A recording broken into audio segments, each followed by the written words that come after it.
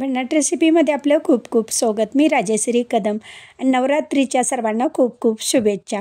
तर आज मी मस्त झणझणीत व चमचमीत मिसळ दाखवणार आहे। चला तर मग पाहूया।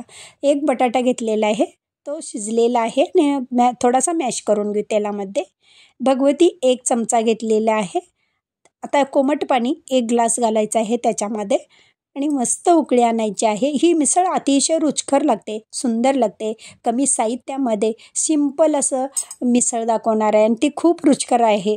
करून बघा तुम्ही, तुम्हाला नक्की आवडेल।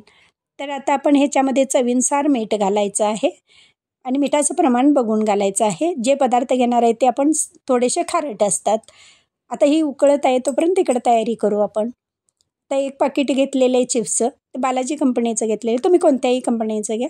शाबू चिवडा घेतलेला आहे थोडासा आणि आता घालू त्याच्यामध्ये बटाट्याची किस आहे ही, ती देखील घालून घ्यायची आहे आणि आता मस्त झणझणीत व चमचमीत त्याच्यावरती हा रस्सा कट्टावाला ओतून घ्यायचा आहे।